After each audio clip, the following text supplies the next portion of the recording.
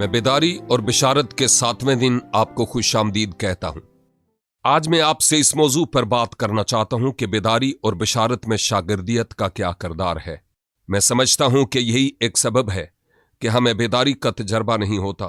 बहुत से लोग मुझे आकर कहते हैं, भाई सैमी, मैं बेदारी के लिए दुआ करता हूं, मैं चाहता हूं कि खुदा बेदारी भेजे, लेकिन क्यों नहीं आती। मैं आपसे यह सवाल पूछता हूं कि अगर खुदा ऐसा नहीं करना चाहता तो वो अपना रूह क्यों भेजता। यीशु चाहता है कि इस सारे पहलू पर वो बात करे।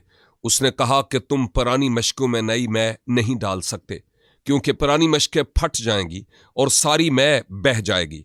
लिहाजा जब खुदा किसी मशकीज़े में अपने रूह की मै डालना चाहता है तो वो उसी में डालेगा जो उसको थाम सके। इसका मतलब यह है कि जब लोग मसीह के पास आएंगे और बड़ी फसल होगी तो फिर इस बड़ी फसल के जमा करने के लिए जगह का भी होना लाजिम है। ये जगह क्या हो सकती है? ये जगह शागिर्दियत ही तो है।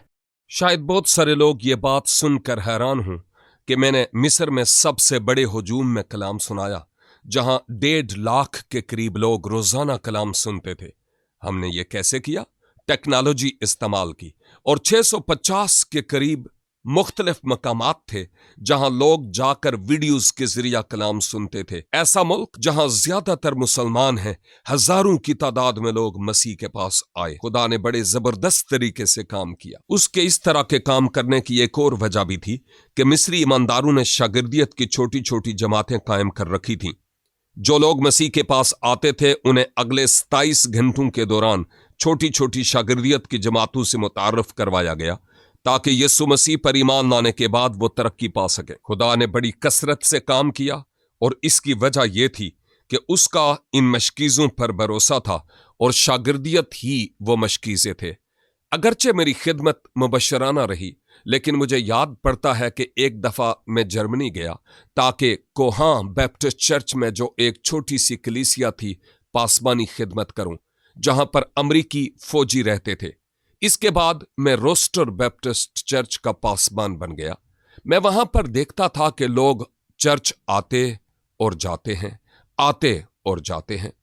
लोगों तक मसीह की खातिर रसाई भी की जाती है। लोग खुदावंद यीशु मसीह को कबूल भी करते, लेकिन पिछला दरवाजा इतना कुशादा खुला हुआ था कि जितने लोग खुदावंद यीशु मसीह पर ईमान लाते, उतने ही लोग पिछले दरवाजे से निकल भी जाते।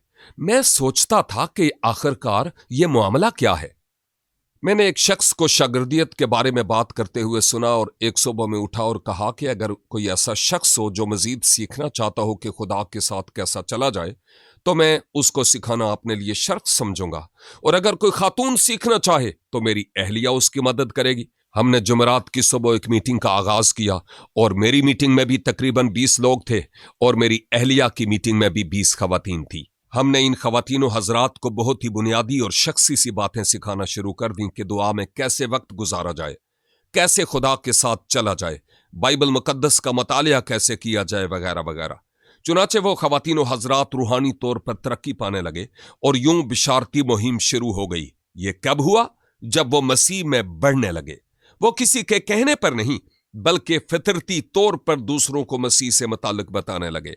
लिहाजा जब वो खुदावंद में बढ़ने और उसमें चलने लगे तो ये उनके लिए फितरती सी बात बन गई कि वो यीशु के बारे में दूसरों को बताएं। अब पहली बात तो ये है कि मैं आपको हौसला देना चाहता हूं कि आप शागिर्द बने, यानी यीशु मसीह में बढ़ें, और फिर अपने गिरदोनवा के ईमानदारों को तालीम दें कि यीशु के साथ कैसे चला जाए। क्योंकि जब आप ऐसा करते हैं तो ये वो खिदमत है जो बाइबल मुकद्दस के मुताबिक दिए से दिया जलाने वाली खिदमत है। अमाल की किताब में आप देखते हैं कि इन्हें ईमानदारों की जमात में शामिल किया गया, और फिर एक ऐसा मकाम आता है जहां पर हम देखते हैं कि कलाम फैलता ही चला गया। अगर हम शागिर्दियत के इस मशकीज़े को बनाते हैं तो कलाम फैलता चला जाएगा और हमारी कलीसियाएं सिर्फ बढ़ेंगी ही नहीं, बल्कि खुदा का कलाम भी फैलता चला जाएगा। यही तो शागिर्दियत है। आप मसीह की सूरत पर ढलते हैं और दूसरों की मदद करें कि वो भी मसीह की सूरत पर ढलते चले जाएं। क्या आप ऐसा करेंगे?